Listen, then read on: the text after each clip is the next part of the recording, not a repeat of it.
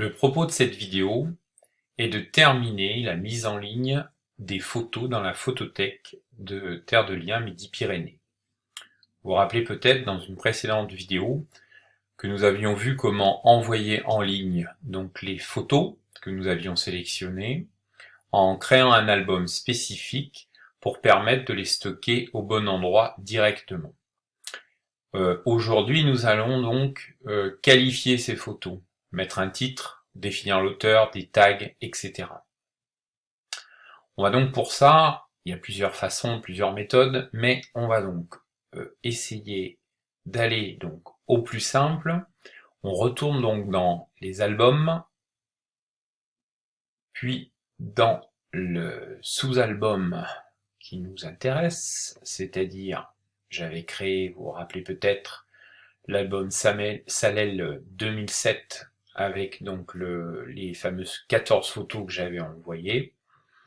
Donc c'est à partir de cet endroit-là que je vais pouvoir retrouver mes photos et les gérer. Alors donc ici, avant d'aller gérer photo par photo, on peut observer donc comment on gère l'album. On a ici déjà une miniature qui sera en gros la couverture de l'album. On peut donc en cliquant sur cette sur ce petit bouton faire défiler l'ensemble des miniatures qui sont proposées.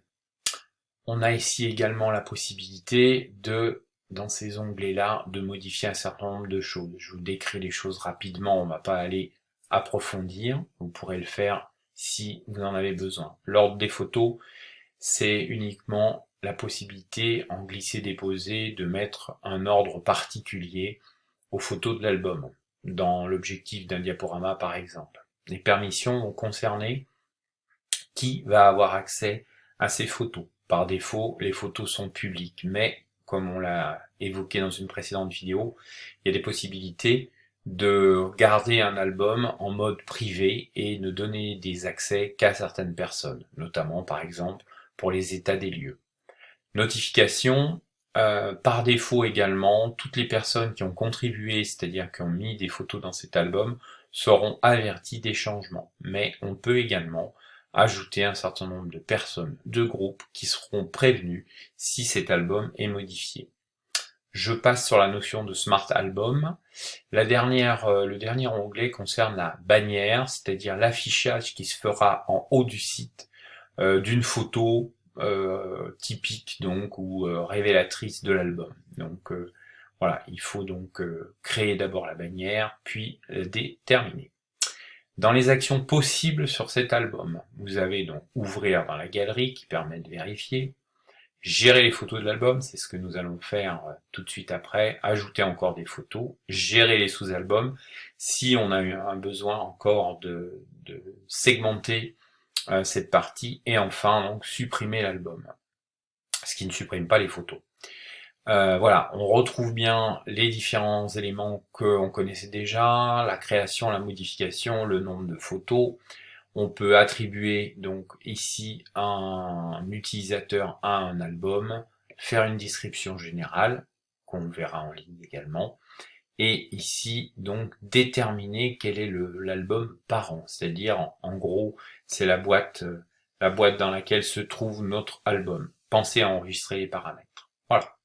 On retourne donc sur cette partie gérer les photos de l'album, puisque c'est ce qu'on voulait faire maintenant. Donc on retrouve ici nos 14 photos, on le voit ici, qui sont donc qui vont être modifiées. On commence donc par les sélectionner, donc soit une à une, soit avec ces boutons qui permettent donc une sélection globale. Donc là évidemment je vais tout sélectionner, et dès que cela est fait, vous avez ici dans la partie action la possibilité de choisir une action. Donc les photos sont déjà dans l'album Salel 2017, donc inutile donc de les emmener quelque part. La première chose que nous allons faire, et c'est ce qu'il faudra faire systématiquement lors d'ajout de photos, c'est définir un auteur. Ici, je ne connais pas l'auteur de toutes les photos, donc je vais simplement ajouter donc Nino comme auteur. Voilà. Notre sélection est toujours active, donc je vais en profiter pour ajouter les tags, le département et la ferme. Vous voyez que les tags sont prédéfinis. Vous n'inventez pas un tag à chaque fois que vous ajoutez les photos, ce qui évite les redondances, les différences d'orthographe, etc., etc. J'applique toujours l'action. Voilà. Donc, je viens de modifier l'auteur, je viens de modifier les tags, et j'ai encore la possibilité de faire un certain nombre de choses. Éviter si vous ne connaissez pas. Donc, supprimer les photos sélectionnées, possible directement depuis ici. Associer ou déplacer vers un album. Dissocier de l'album. Donc ça, c'est pour la gestion des contenus et des contenants. Voilà. On peut définir un titre général, mais dans la mesure où on veut décrire correctement les photos, il vaut mieux ensuite travailler photo par photo pour définir le bon titre et la bonne description, puisque vous voyez qu'ici on ne peut pas faire de description globale sur un lot de photos. Voilà, nous avons terminé la partie globale de ce traitement. Donc normalement les photos sont dans le bon album, sont taguées et avec le bon auteur. Voilà, on a déjà fait une partie du travail. Je vous montre le mode unitaire qui va nous permettre là de modifier justement les titres, puisque les titres par défaut sont les noms de fichiers, donc d'où l'intérêt déjà de mettre des titres, des noms de fichiers corrects, parce que ça permet déjà de retrouver. Et ici, je vais pouvoir, image par image, retrouver la fiche de l'image et la décrire un peu plus précisément. Donc par exemple ici, je peux ajouter, si je le sais évidemment, des éléments par rapport au titre, par rapport également à la description qui permettra de mieux typer la photo. Voilà, une fois que j'ai terminé ça, donc là je vais pas le faire bien entendu, je vais vous donner un exemple. Vous avez toujours le bouton valider en bas de page. Vous constatez également que vous avez plusieurs pages, puisque les photos avec leurs fiches descriptives ne tiennent pas sur une seule page. Voilà, j'ai validé, information de la photo mise à jour, donc j'ai terminé cette partie-là. Vérifions. Je retourne donc sur la partie publique de la photothèque, ferme. Je vais ensuite dans Salel, puis dans Salel 2007, et on retrouve donc ma première photo. Alors là, il y a un petit temps d'affichage, puisque les photos n'ont jamais été vues, donc vous voyez que voilà, elles arrivent tout doucement. La première photo que j'ai modifiée en mettant troupeau, donc voilà, puis les autres qui apparaissent donc sous leur appellation d'origine, c'est-à-dire le nom du fichier. En cliquant évidemment sur la photo, on va l'afficher plein écran.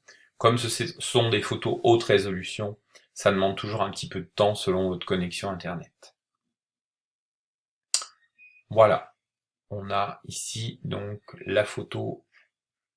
En bas, vous avez donc l'auteur, le moment de la prise de vue, le moment de sa mise en ligne, les tags, le dossier dans lequel elle se trouve, on a la possibilité de noter, on a la possibilité de commenter, on a etc. etc. On peut également partager via les réseaux sociaux, créer une carte virtuelle qu'on enverra, un certain nombre de fonctionnalités. En haut, vous pouvez la télécharger. Vous pouvez donc l'ajouter à vos favoris, lancer un diaporama, et ici l'observer sous différentes tailles. Voilà, donc pour cette vidéo d'ajout de photos et d'ajout de description de tag et l'auteur.